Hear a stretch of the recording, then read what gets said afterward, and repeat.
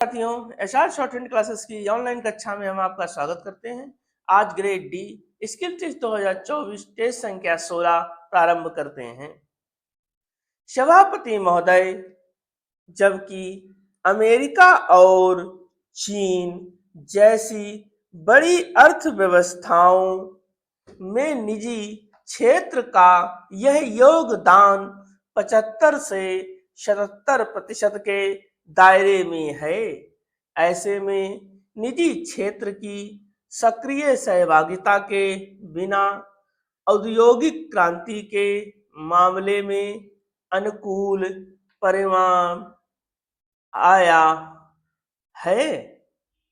केंद्रीय वाणिज्य एवं उद्योग मंत्री पीयूष गोयल ने बीते दिनों चीन से तुलना करते हुए भारतीय स्टार्टअप इकोसिस्टम को सही आईना दिखाया है। भारतीय इकोसिस्टम के रुख रवैये पर उनकी चिंता वाजिब है। भारत में भले ही 1.5 लाख से अधिक पंजीकृत स्टार्टअप हों, लेकिन इनमें से अधिकांश ई कॉमर्स, फूड डिलीवरी और गिग इकोनॉमी से जुड़े हैं। इसकी तुलना में चीन का जोर डीप टेक, एआई और हार्डवेयर इनोवेशन और देसी टेक दिग्गजों के निर्माण पर है। इसमें भारत के अपेक्षाकृत रूप से पिछड़ने का संबंध केवल आकांक्षाओं से न होकर ढांचागत रूप से जुड़ा है। उद्योग जगत को अपेक्षाओं के अनुरूप कर्मियों का न मिलना, शोध एवं विकास के लिए संसाधनों का अभाव और सीमित पेटेंट पूंजी से जोखिम लेने की वह क्षमता नहीं उत्पन्न हो पाती जो वास्तविक इनोवेशन और दीर्घकालिक निवेश के लिए जरूरी है। ऐसे में क्या हम आइसक्रीम और चिप्स ही बनाते रहेंगे? बाली गोयल की टिप्पणी भले ही कुछ तीखी लगे, लेकिन इसमें गहरा मर्म छिपा हुआ है। स्थितियां बदलने के लिए हमें अपनी प्राथमिकताएं तय कर उन्हें मूर्त रूप देना होगा। सार्वजनिक एवं निजी क्षेत्र द्वारा आर&डी में निवेश बढ़ाना इसकी पहली सीढ़ी होगी। हमें सुनिश्चित करना होगा कि आर&डी में निवेश दीर्घकालिक आर्थिक वृद्धि को गति देने वाला हो, नवाचार बढ़ाए, नए उद्योगों के उद्भव का आधार बने, उत्पादकता बढ़ाए और नए उद्योगों के उच्च स्तरीय रोजगारों का सृजन करे। भारत जैसी आर्थिकी में यह ऊंची वृद्धि के लिए उत्प्रेरक हो सकता है।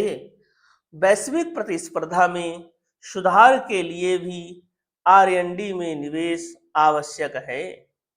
तकनीकी नवाचार के आधार पर भारतीय कंपनियां ऊंचे मुनाफे वाले अंतरराष्ट्रीय बाजार के फार्मा, इलेक्ट्रॉनिक्स, हरित ऊर्जा और एआई जैसे क्षेत्रों में अपनी पैठ बढ़ा सकती है। एक मजबूत आर&डी ढांचे के अभाव में भारत विदेशी तकनीकों पर निर्भर होकर वैश्विक आपूर्ति श्रृंखला में पिछड़ जाएगा। हेल्थ केयर से लेकर जलवायु परिवर्तन और खाद्य सुरक्षा से लेकर स्वच्छ ऊर्जा जैसी चुनौतियों के समाधान में भी आर&डी निवेश की उपयोगिता किसी से छिपी नहीं है। इसमें जहां सरकारी निवेश, सार्वजनिक प्रणाली और राष्ट्रीय मिशनों में उपयोगी होगा तो निजी क्षेत्र का निवेश किफायती और दायरा बढ़ाने वाले नवाचारों में लाभकारी होगा। पूरा उत्तर और मध्य भारत भीषण गर्मी की चपेट में है। राजस्थान के बाड़मेर में पारा 46 डिग्री सेल्सियस से ऊपर पहुंच गया तो दिल्ली में रातें भी गर्म हो रही हैं। राजधानी में मंगलवार की रात का तापमान 3 वर्ष में अप्रैल का सर्वाधिक 25.6 डिग्री सेल्सियस रहा। वहीं यूपी के कई जिलों में बारिश हो रही है। मैनपुरी में सुबह से ही तेज बारिश हुई। आरएनडी में निवेश बढ़ाकर भारत ने केवल घरेलू समस्याओं का समाधान कर सकता है, बल्कि उलझे हुए वैश्विक मुद्दों को सुलझाने का माध्यम भी बन सकेगा। इससे विदेशी निवेश को भी लुभाने में मदद मिलेगी। तकनीकी संप्रभुता में भी इसकी महत्ता है। याद रहे कि रक्षा, अंतरिक्ष, इलेक्ट्रॉनिक्स और फार्मा जैसे क्षेत्रों में स्वदेशी तकनीकी विकास से ही आत्मनिर्भर भारत जैसे अभियान को सफलता मिल सकती है।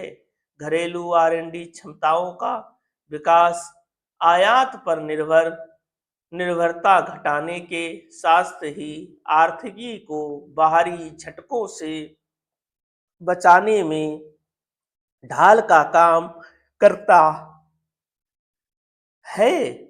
यह विज्ञान एवं प्रौद्योगिकी में राष्ट्रीय क्षमताओं को बढ़ाने के साथ ही अकादमिक उत्कृष्टता का भी आधार बनता है। एक ऐसे दौर में जब अमेरिकी राष्ट्रपति डोनाल्ड ट्रंप ने टैरिफ वार का बिगुल बजा दिया है, तो एक प्रकार की यह आपदा भारत के लिए नए अवसर लेकर आई है। भारत के प्रमुख प्रतिस्पर्धी देशों पर जहां ट्रंप ने ज्यादा आयात शुल्क लगाया है, तो उसकी तुलना में भारत को कुछ रियायत दी है।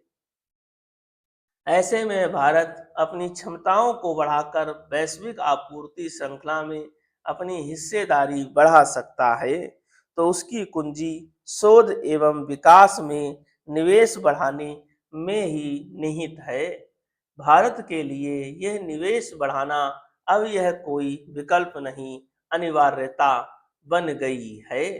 गुजरात, राजस्थान, महाराष्ट्र और मध्य प्रदेश में लू की स्थिति के बीच कम से कम 26 स्थानों पर पारा 43 या उससे ऊपर रहा। हालांकि मौसम विभाग ने गुरुवार से अगले 5 दिन तक लू नहीं चलने का पूर्वानुमान जारी किया है। पश्चिमी विक्षोभ के असर से तापमान में गिरावट के साथ बूंदाबांदी या हल्की वर्षा हो सकती है। शुक्रवार को भी कमोबेश ऐसी ही स्थिति बनी रहेगी। कई राज्यों से इतर उत्तर प्रदेश में मौसम का मिजाज लगातार बदल रहा है। कुछ जिलों में गर्मी कहर बरपा रही है, तो कई जिलों में हल्की बूंदाबांदी हो रही है। मौसम विभाग ने कहा कि पश्चिमी विक्षोभ के प्रभाव से उत्तर पश्चिमी भारत में चल रही गर्मी 10 अप्रैल से कम होने की संभावना है, जबकि गुजरात और मध्य प्रदेश में 11 अप्रैल से गर्मी कम होने की संभावना है।